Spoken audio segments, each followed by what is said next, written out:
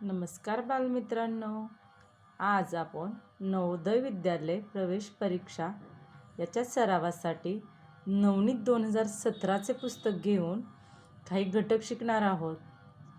या पुस्तकातील पहिला घटक आहे गटातील वेगळी आकृती ओळखणे. पहा विद्यार्थ्यांनो, जेव्हा आपल्याला या संबंधातला प्रश्न येतो त्यावेळेस आपल्याला 4 आकृत्या दिलेल्या असतात आणि काही निकष लावून त्यातील एक आकृती वेगळी ओळखायची असते. मग त्यावेळेस आपण काय करावे लागेल, तर या गटातील एक आकृती वेगळी काढताना तीनही आकृत्या एका सारख्या निकषाने आहेत आणि एक आकृतीला मात्र वेगळा निकष लागलेला आहे. हे पाहून आपल्याला एक आकृती वेगळी काढायची आहे. यामध्ये पहा, खाली एक नमुना प्रश्न दिलेला आहे आणि या नमुना प्रश्नामध्ये 4 आकृत्या दिलेल्या आहेत. या 4ही आकृत्यांचे 4 समान भाग केलेले आहेत असं वरवर पाहता आपल्याला वाटतं. पण आकृती 1 पाहिली, आकृती 2 पाहिली, आकृती 3 पाहिली तर या तिन्ही आकृत्या योग्य वाटतात. पण आकृतीची 4 जर आपण पाहिली तर या 4 नंबरच्या आकृतीमध्ये समान भाग केलेले नाहीत. असेच काही निकष लावून आपल्याला या आकृत्यांमधील एक आकृती वेगळी काढायची असते. मग या बाबतीत आपण कोणते निकष लावू शकतो, म्हणजे कशाच्या आधारे आपण आकृती वेगळी काढायची आहे, तर याबाबत काही मार्गदर्शक सूचना आपल्याला वर दिलेल्या आहेत. त्या तुम्ही तुमच्या पुस्तकामध्ये पाहू शकता. पहा, पहिली आहे, आकृतीत जर रेखांकित किंवा छायांकित भाग असेल तर त्याचा आकार आणि स्थान लक्षात घ्यावं. रेखांकित आणि छायांकित भाग आपण अपूर्णांकामध्ये पाहिलं आहे बघा. रेखांकित म्हणजे रंगवलेला भाग, छायांकित म्हणजे रंगवलेला भाग. तर त्याचा आकार आणि स्थान पाहून आपण एक आकृती वेगळी काढू शकतो. दुसरा आकडा आहे, सर्व आकृत्यांचे 2 समान भाग करता येतात. एका आकृतीचे मात्र 2 समान भाग करता येत नाहीत. अशा वेळेस पण आपण आकृती बाजूला काढू शकतो. तिसरा आहे, एकात एक अशा 2 व 3 आकृत्या असतील. आधी बाहेरच्या आकृत्यांची तुलना करावी, मग आतल्या आकृत्या पाहाव्या आणि त्यानुसार आकृती वेगळी करावी. चौथा आकडा आहे, आकृत्यांमधील 2 चिन्हे एकमेकांच्या आरशातील प्रतिमा किंवा पाण्यातली प्रतिबिंब असू शकते. याद्वारे आपण काय करू शकतो, तर आकृती वेगळी करू शकतो. हे पहा मित्रांनो, तुम्हाला हे ऐकताना अवघड वाटेल, पण आपण जसं जसं एक एक उदाहरण सोडवू तसं तसं तुमच्या लक्षात येईल की गटातील वेगळी आकृती काढणे अतिशय सोपं आहे. आपण आता प्रश्न पहिल्याकडे जाऊया. स्वाध्यायामध्ये प्रश्न पहिला पहा. यामध्ये आपल्याला 4 आकृत्या दिलेल्या आहेत, बरोबर आहे. पहा, नीट निरीक्षण करा त्या आकृतीचं. तर आकृती 1 मधला पहिला पर्याय पहा. तर यामध्ये डावीकडच्या खालच्या अंगाला एक भरीव बिंदू आहे आणि उजवीकडच्या वरच्या अंगाला एक भरीव बिंदू आहे, बरोबर आहे. अशा पद्धतीने जर आपण सगळ्या आकृत्या उभ्या करून घेतल्या, बघा आकृती 2 आणि 4 उभी नाही आहे, आपल्याला ती उभी करून घ्यावी लागेल. आणि आपण पाहिल्यानंतर आपल्या असं लक्षात येतं की आकृती 3 मध्ये खालच्या अंगाला भरीव टिपका हवा होता, तो नसून तो वरच्या डाव्या बाजूला भरीव टिपका आहे आणि उजव्या बाजूला खालच्या बाजूला आहे. त्यामुळे आकृती 3 यातून बाहेर निघते. पहा मी काय म्हणते, आकृती 1 मध्ये बघा डाव्या अंगाला खालच्या बाजूला आणि उजव्या अंगाला वरच्या बाजूला. तसंच आकृती 2 उभा करा, डाव्या बाजूला खालच्या अंगाला भरीव टिपका आहे आणि उजव्या बाजूला वरच्या अंगाला भरीव टिपका आहे. आकृती 4 पहा, आकृती 4 मध्ये सुद्धा खालच्या अंगाला डाव्या बाजूला आहे, वरच्या अंगाला उजव्या बाजूला आहे. पण आकृती 3 मात्र या सर्वांपेक्षा वेगळी आहे. त्यामुळे आपण कोणती आकृती बाहेर काढणार? आकृती 3. अगदी बरोबर आहे मित्रांनो. आता पहा प्रश्न दुसरा. बघा, अतिशय सोपा आहे दुसरा प्रश्न. या आकृतीतल्या बाणांचं निरीक्षण करा. बरोबर आहे. आकृती 3 तले बाण बघा. आकृती 3 मधले बाण, प्रत्येकाचे बाण हे विरुद्ध टोकाला आहेत, पण आकृती 3 मधील बाण हे विरुद्ध टोकाला नाहीत. त्यानंतर प्रश्न तिसरा पहा. प्रश्न तिसरामध्ये आपल्याला एक वाय दाखवलेला आहे. बरोबर आहे. तर या वायचा जो वरचा बाजू आहे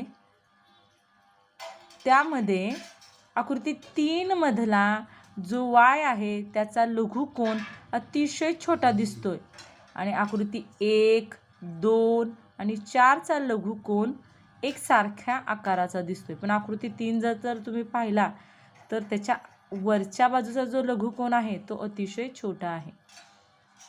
बरोबर आहे. पुन्हा प्रश्न चौथा पहा. कशाचं चित्र दिसतंय आपल्याला? बॅट, हॉकी, टेबल टेनिस आणि टेनिस. बरोबर आहे. तर यामधले सगळे खेळ हे बाहेर खेळले जातात. म्हणजे क्रिकेट किंवा हॉकी किंवा टेनिस हे आपण ग्राउंडवर खेळतो, पण टेबल टेनिस हा खेळ टेबलवर खेळल्यामुळे तो मर्यादित राहतो टेबलपुरता. त्यामुळे पर्याय क्रमांक 3 टेबल टेनिस बाजूला निघेल. आकृती 5 पहा. आकृती 5 मध्ये बघा, रेखांकित किंवा छायांकित भाग म्हणून मी तुम्हाला पहिल्यांदाच सांगितलं होतं. इथे दिलेले आहेत रेखांकित आणि छायांकित भाग. तर पहा, आकृती 1 पहा, आकृती 2 पहा, आकृती 3 पहा आणि आकृती 4 पहा. तर हे रेखांकित केलेले जे भाग आहेत त्याच्या आतमध्ये ज्या रेषा आहेत त्यांचं जर तुम्ही निरीक्षण केलं तर आकृती 4 ही आपल्याला वेगळी वाटते. आकृती 4 मधील रेषा ह्या आपल्याला वेगळ्या वाटतात.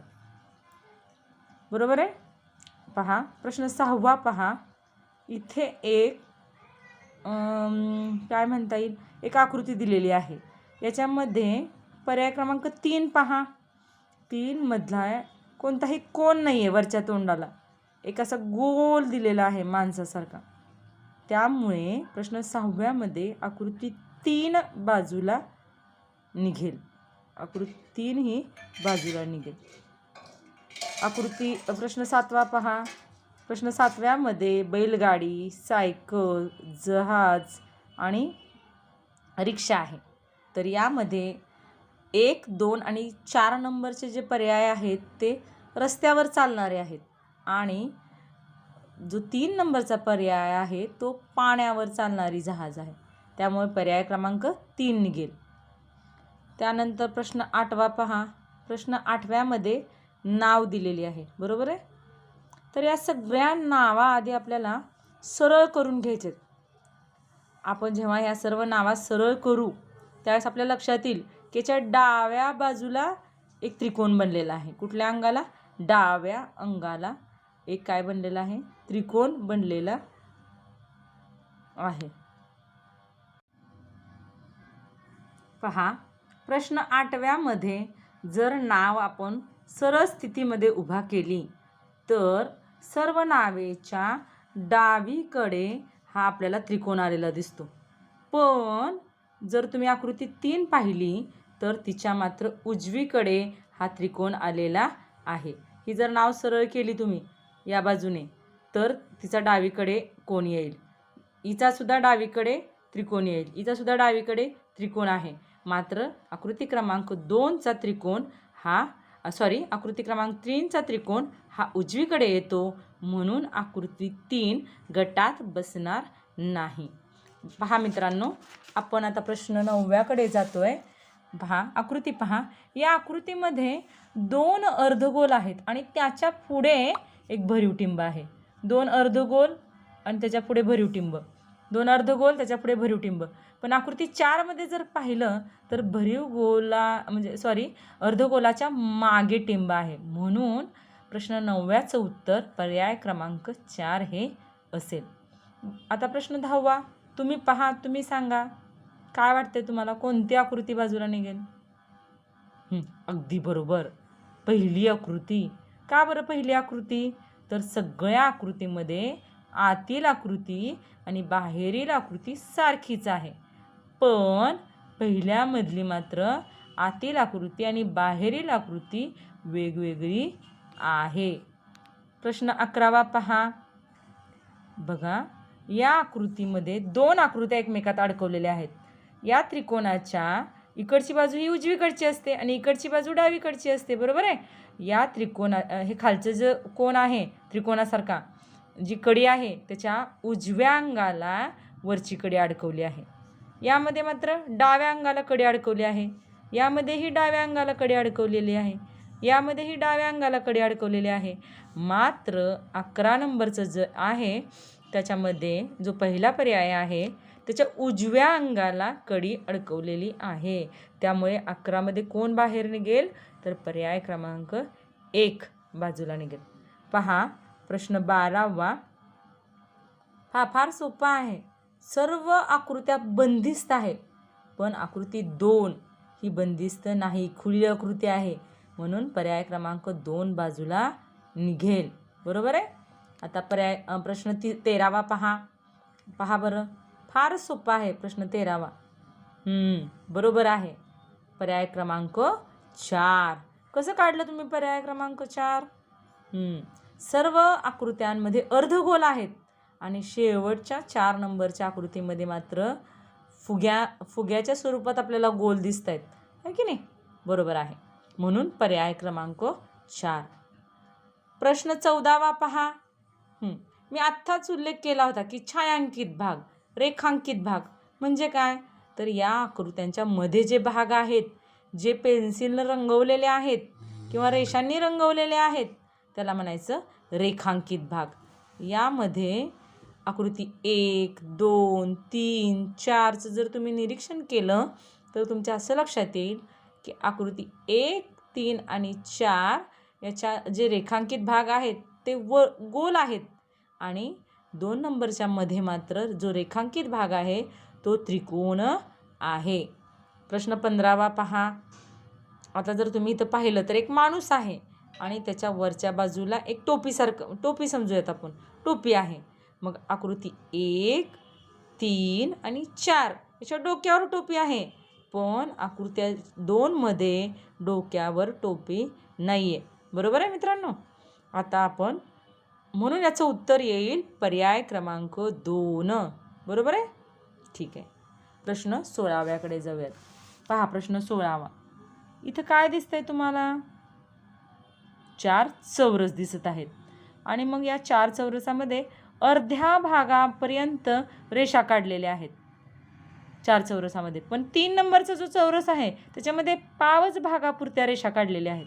म्हणजे सगळ्या आकृत्यांच्या अर्ध्यापर्यंतचा भाग हा रेषा मारलेला आहे आणि आकृती 3चा मात्र अर्ध्यापर्यंत रेषा मारलेला भाग नाही. त्यामुळे पर्याय 3 बाजूला निघेल. प्रश्न 17वा पहा. ई हा किती रेषांनी बनला आहे? 4.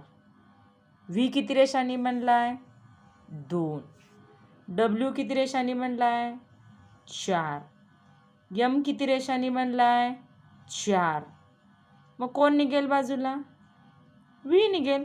अगदी बरोबर, कारण व्ही हा 2 रेषांनी बनलेला आहे. बघा, तुम्हाला यायला लागले आता उत्तरं, तुम्हाला स्वतःला सांगता यायला लागलीत. मी फक्त तुम्हाला कल्पना दिली आहे की वेगळी आकृती कशी ओळखायची.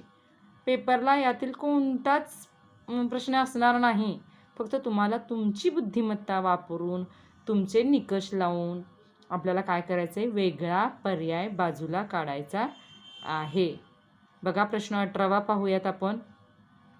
सगळ्या आकृत्यांमध्ये बाहेरच्या बाजूला काय केले? त्रिकोण आहे 2 नंबरचा, बाहेर 3 कोणांनी गाठ दिलेली आहे. चौकोन आहे 4 कोणांनी गाठ दिली आहे. आयत आहे त्याचेही 4 कोण असतात, 4 कोणांनी गाठ दिली आहे. पण वर्तुळाला कोण नाहीत, त्यामुळं पर्याय 4 हा काय येणार आहे? चुकीचा येणार आहे. आकृती 19 बघा, ए बी सी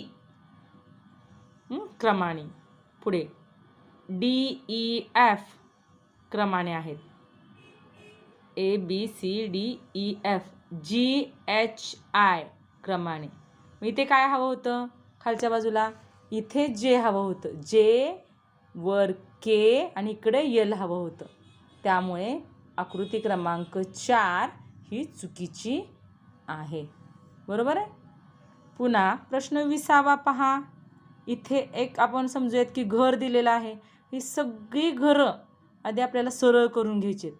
बघा, सरळ करून घेतल्यानंतर तुमच्या लक्षात येईल की आकृती 1 मध्ये जो जी वरची बाजू आहे त्याच्यामध्ये बघा, एक बाजूचे खालच्याकडे तोंड आहे, इथं कसे बघा विरुद्ध आणि एक, हे दोघं एकमेकाच्या कसे आहेत आणि इथं कसे आहेत. मग ही पण आकृती उभा करून पहा, ही पण आकृती उभा करून पहा, ही पण आकृती उभा करून पहा. जेव्हा ह्या आकृत्या तुम्ही काढून उभ्या करून पाहाल त्यावेळेस आकृती 2 तुमच्या लगेच लक्षात येईल. याचे वरचे 2 कोण बघा, हे दोन्हीही चुकी, एक वर पाहिजे एक खाली पाहिजे, तर ते चुकलेलं आहे. पर्याय क्रमांक 2 हा चुकीचा आहे. त्यानंतर प्रश्न क्रमांक 21 पहा. काय आहे, फारच सोपं आहे. बघा बरं, लक्षात येतं आहे का तुमच्या. बघा, ह्या सगळ्या बंद बाजू आहेत आणि एक बाजू मोकळी आहे. त्या मोकळ्या बाजूचं तुम्ही निरीक्षण करा. मोकळ्या बाजूकडे तोंड करून हा अर्धवर्तुळसारखा भाग, कंससारखा भाग आलेला आहे आणि बाकी सगळे बघा कसे आलेत. इथं पण पहा, इथं पण पहा, इथं पण पहा. बघा, इथं बघा कोण कसा आला आहे, इथं बघा, इथं पहा कोण कसा आलेला आहे, हा चुकीचा वाटतो. आणि इथं बघा कोण कसा आलेला आहे, कंस कसा आलेला आहे. म्हणून पर्याय क्रमांक 3 हा चुकीचा आहे. 22 बघा, अतिशय सोपा आहे. डोळे, हात, कान, ओठ. बरोबर आहे. हात, डोळे, कान, ओठ हे तोंडावरचे अवयव आहेत आणि हात हा तोंडावर येत नाही. बरोबर आहे. म्हणून 22चा पर्याय क्रमांक 2 अगदी बरोबर आहे. पुढे पहा, आपण प्रश्न 23कडे वळूयात. बघा, आधी आपल्याला काय करावं लागतं, अशा आकृतीमध्ये आकृत्या सरळ करून घ्याव्या लागतात. आता बघा, हा आकृती 2 आपल्याला सरळ करून घ्यावी लागेल, आकृती 3 सरळ आहेच, आकृती 4 आपल्याला सरळ करून घ्यावी लागेल. तर 2, 3 आणि 4 जर आकृत्या तुम्ही सरळ करून घेतल्या तर ह्या तीनही आकृत्या एकसारख्या दिसतात. पण ही आकृती 1 त्या आकृतीची अजिबात जुळणार नाही. त्यासाठी तुम्हाला ह्या दोनही आकृत्या वहीमध्ये सरळ करून घ्याव्या लागतील. सरळ करणे म्हणजे काय, ही जी आडवी आकृती आहे ती उभी करायची आहे, ही जी तिरकी आहे ती सरळ करायची आहे आणि मग आकृती 1 ही तुम्हाला त्याच्यापासून काय वाटेल, वेगळी दिसेल. ठीक आहे. तुम्ही हा स्वाध्याय घरी सोडवायचा आहे, ह्या आकृत्या काढून बघायच्या आहेत आणि मग तुम्हाला सरावाने ती गोष्ट साध्य होणार आहे. बरोबर आहे. आपण इयत्ता 4थीमध्ये याची कल्पना घेतलेली आहे की कशा असतात, कोणते निकष लागतात आणि मग गटातली आकृती वेगळी निघते. बरोबर आहे. आता ही तुमच्यासाठी एक उजळणी आहे. प्रश्न 24 बघा. जिराफ, उंट, हत्ती आणि बैल कोण निघेल याच्यातल्या बाजूला. बघा बरं, जिराफ, उंट, हत्ती आणि बैल. तर हे सगळे प्राणी, पुढचे 3ही प्राणी जंगली आहेत आणि बैल हा पाळीव प्राणी आहे. म्हणून 24चं उत्तर पर्याय 4 येईल. 25वा बघा. एक चांदणी आहे, पंचकोन आहे, वर्तुळ आहे आणि षटकोन आहे. पण हे सगळ्या आकृत्या अखंड आहेत, मात्र आकृती 3चे 2 भाग केलेले आहेत. म्हणून 25चे उत्तर पर्याय क्रमांक 3 येईल. प्रश्न क्रमांक 26 पहा. पर्याय 1, बाहेर वर्तुळ आत चांदणी. पर्याय 2ला बाहेर चौकोन, मग वर्तुळ, मग चांदणी. इथे 3 आकृत्या आहेत. तिसरा बघा, वर्तुळ आत चौकोन. पर्याय 4 बघा, वर्तुळ आत त्रिकोण. मग यामध्ये जो दुसरा पर्याय आहे त्याच्यामध्ये 3 आकृत्या आहेत आणि बाकीच्यामध्ये फक्त 2च आकृत्या आहेत, म्हणून पर्याय क्रमांक 2 बाजूला निघेल. ठीक आहे, आपण 27कडे वळूयात. पहा, या 27ची पण आकृती आपल्याला काय करून घ्यायची, सरळ करून घ्यायची, उभा करून घ्यायची. आता पहा, हे जे आहे एक साधन आपण म्हणू की ते आपण उभा करायचं आहे. असं उभ्या आपण पाट्या घेतो की नाही, हे करताना प्रदक्षिणा घालताना, गावात फेरी घालताना आपण पाट्या हातामध्ये घेतो, त्यावेळेस पाट्याची काठी खाली असते आणि वर ती पाटी असते. तशा पद्धतीने जर आपण हे उभा करून पाहिलं तर आकृती 4मध्ये बघा उंचवटाचा भाग हा जास्त आहे आणि आकृत्या 1, 2, 3मध्ये हे खड्ड्याचा भाग आहे, खड्डे, आणि इथं मात्र उंचवटे दिसतात.